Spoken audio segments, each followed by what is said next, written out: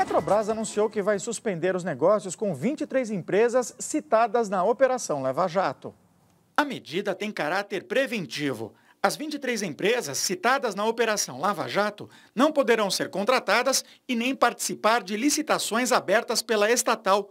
Uma comissão foi criada para analisar e aplicar as sanções administrativas, mas a Petrobras não deu detalhes sobre o funcionamento dessa comissão, nem por quanto tempo os negócios serão suspensos.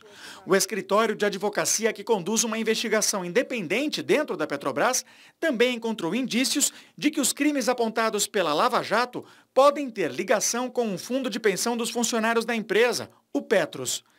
Em meio às denúncias, a Petrobras tem adiado sistematicamente a divulgação do balanço contábil do terceiro trimestre de 2014.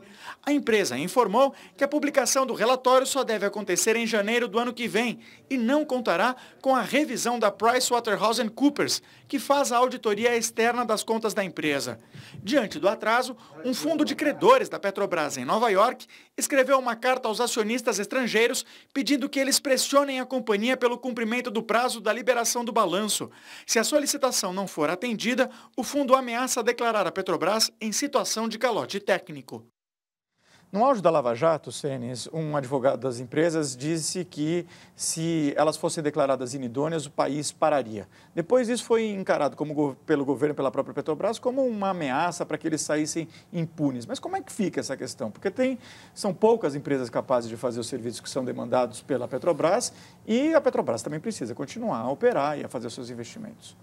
Mas eu acho que nesse caso são coisas diferentes, né? Porque os contratos que estão em andamento, eles vão continuar. Então, ou seja, os contratos que já estão no plano de investimento da empresa, eles não vão parar. Possivelmente essas questões vão afetar os novos contratos. E aí trata-se de tentar algum tipo de estratégia para compensar isso. Eu acho que é muito difícil você, durante um processo judicial, ter algum tipo de consideração dessa natureza técnica, ou seja, da existência ou não de empresas alternativas para fazer o mesmo serviço. Eu acho que são duas questões que, a princípio, não deveriam estar misturadas.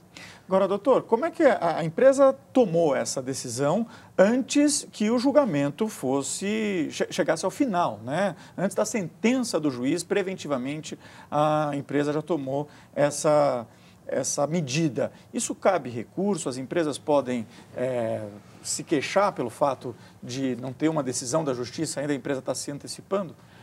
A empresa, ela não pode ser condenada e nem ser, vamos dizer, ter uma adjetivação como inidônea, entendeu? Sem um devido processo legal. Mesmo no âmbito administrativo, para tomar qualquer providência, a Petrobras vai ter que fazer um processo com defesa, com provas do que efetivamente aconteceu. E somente a partir daí, então, que ela pode imputar a uma empresa uma pena como essa, vamos dizer, de não poder mais contratar com o serviço público. Então, veja só, qualquer decisão é precipitada e seguramente se uma empresa dessa for ao judiciário, ele vai dizer, não, vamos apurar antes dos fatos. Portanto, eu acho que essa situação... Mas eu gostaria de chamar a atenção para dois aspectos nessa questão da Petrobras. Em primeiro lugar, e que você já mencionou aqui, quer dizer, há uma dificuldade na comunicação da Petrobras. Quer dizer, o que a gente vê hoje parece que a Petrobras é controlada pelo governo e ao mesmo tempo, o governo é que direciona a sua comunicação. Então, a comunicação deixa muito a desejar. Você não está bem informado hoje do que está acontecendo efetivamente. Tinha que ser uma comunicação muito didática. Inclusive, toda essa situação, veja só, esse verdadeiro cataclisma que passou, que a Petrobras está vivendo, ele tem consequências muito graves, inclusive em termos de comunicação interna. Quer dizer, vocês imaginam como é que fica a autoestima desses funcionários vendo como é que está sendo explicada para a sociedade brasileira e internacionalmente, vamos dizer, o que está acontecendo na Petrobras. Um outro aspecto é o aspecto daqui para frente. Como é que vai ser essa questão da governança na Petrobras? Quer dizer, o Estado brasileiro vai se colocar como ele, o dono, e intervir dessa forma na Petrobras, ou vai se buscar uma profissionalização desses futuros diretores. Quer dizer, é aí um papel do Conselho. Talvez o acionista ele pode influir de uma forma muito forte na escolha dos membros do Conselho, mas que esses membros do Conselho tenham uma liberdade de ir ao mercado profissionalmente, buscar diretores técnicos.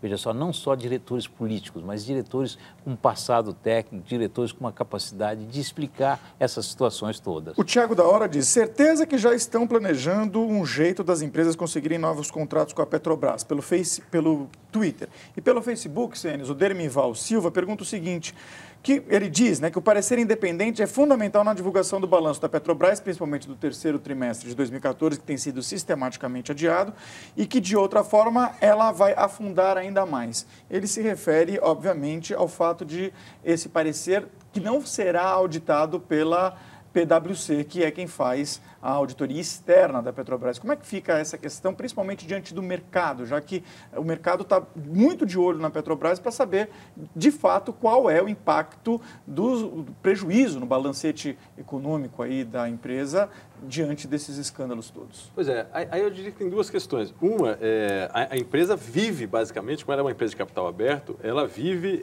em função da divulgação da sua performance, né? Da sua situação de endividamento, tem todas as variáveis ali que o mercado busca analisar para colocar um preço nas ações. O que acho que está ocorrendo é a Petrobras e mesmo as empresas que estão sendo contratadas para fazer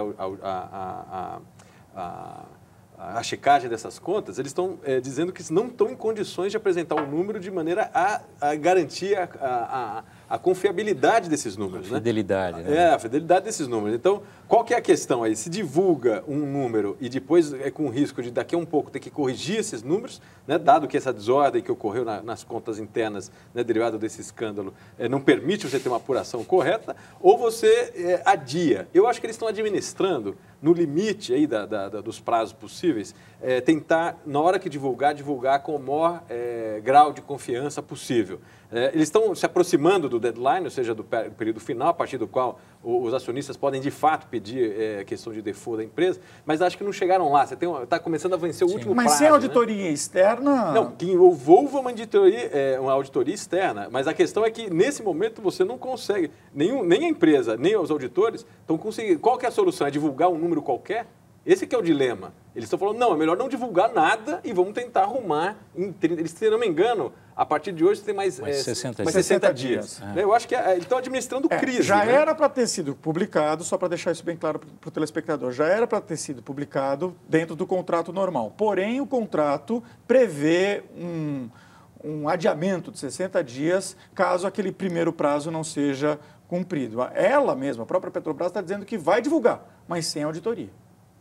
Não é complicado? É claro que é. Agora, qual que é a alternativa? Esse é que é o ponto. Eles estão num dilema, eles estão administrando uma crise, esse é que é o ponto. Eles não têm nenhuma solução boa, eles têm uma ruim e uma pior. Eles estão tentando evitar essa pior e estendendo a solução ruim, que é tentar chegar no limite do prazo e, oxalá, com algum tipo de auditoria assinando junto. O governo espera uma batalha no Congresso para aprovar medidas provisórias que alteram as regras para a concessão de benefícios trabalhistas e previdenciários. O objetivo é economizar 18 bilhões de reais por ano. O Jornal da Cultura explica as mudanças. A carência para ter direito ao seguro-desemprego passa de 6 para 18 meses. Ou seja, o trabalhador vai precisar comprovar 1 ano e meio de contrato. Na pensão por morte, hoje sem tempo mínimo de casamento, vai exigir 2 anos de união estável e também de 2 anos de contribuição previdenciária. O auxílio-doença, atualmente fixado em 91% do salário do segurado, passa a ter o valor calculado na média das últimas 12 contribuições ao INSS. O abono pago uma vez por ano a quem recebe até 2 salários mínimos por mês fica mais rígido. A carência sobe de 1 para 6 meses de trabalho ininterruptos. E o valor será proporcional ao tempo trabalhado. Governo trabalhista.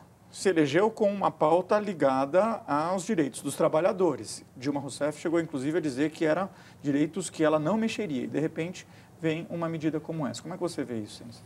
Eu veria o seguinte, são correções, se você olhar os argumentos, são correções absolutamente que fazem sentido. Justas, né? São justas, né? Essa questão de aumentar o salário de desemprego e o desemprego está caindo, tinha obviamente uma disfunção, né? O que é a disfunção? Você tinha talvez algum grupo de pessoas ou de alguns segmentos que mesmo com o desemprego em queda estavam usando mais do que proporcionalmente aquele auxílio. Então você tinha claramente uma disfunção na política. A política do apoio ao desemprego, ao salário de desemprego, é para você temporariamente ajudar a pessoa a voltar no trabalho, né? Então você tem essa questão também da pensão de morte sem nenhuma prova de que você tinha uma relação estável com o sujeito.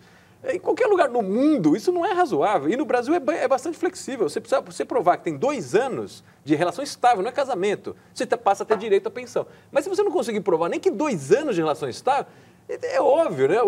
Nesse caso, eu acho que claramente se forçou a mão, esses direitos estavam indo e sendo utilizados. Obviamente foram desenhados talvez com boa fé, não acho que tenha ocorrido necessariamente má fé, mas eles claramente acabaram sendo deturpados e tendo um uso contra o próprio princípio do qual eles se baseavam. O Slay Frabet pergunta pelo Facebook, por que não reduzir o número dos ministérios, se é para cortar gastos? É uma alternativa, mas voltando a essa questão desses cortes, eu acho que nós vamos ter uma longa batalha no Congresso e seguramente, quer dizer, esses abusos virão à tona, se de fato há essas distorções, esses equívocos de uma legislação que foi anteriormente aprovada. Mas indiscutivelmente 40 ministérios, ou quase 40 ministérios, não tem racionalidade nenhuma.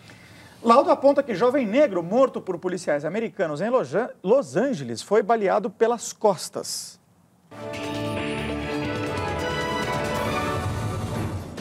O laudo da autópsia revelou que Ezel Ford, de 25 anos, foi baleado 3 vezes por trás.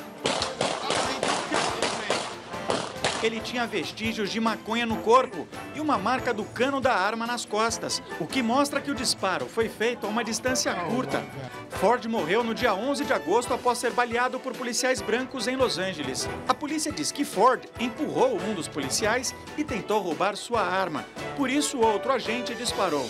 Segundo familiares, o jovem sofria de problemas mentais. O caso provocou inúmeros protestos pelos Estados Unidos.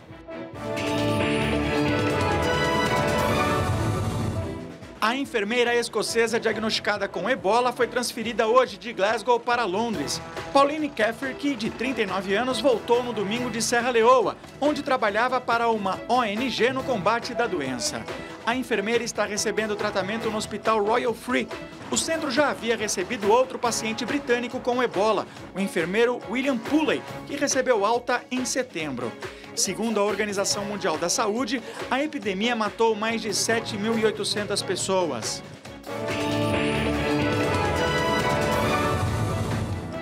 Mais de 100 pessoas foram presas durante protesto em Moscou. Entre os detidos está Alexei Navalny, principal opositor do presidente Vladimir Putin. Alexei estava em prisão domiciliar. Ele e o irmão são acusados de desvio de dinheiro. Hoje o tribunal russo condenou os irmãos a 3 anos e meio de detenção.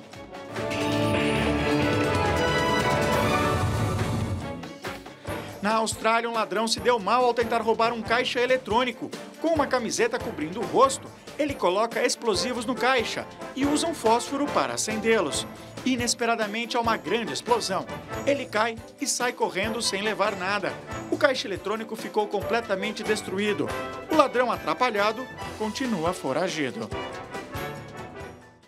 A seguir, morre aos 104 anos a primeira atriz premiada com 2 Oscars. E a palavra mais usada no mundo em 2014 foi um símbolo.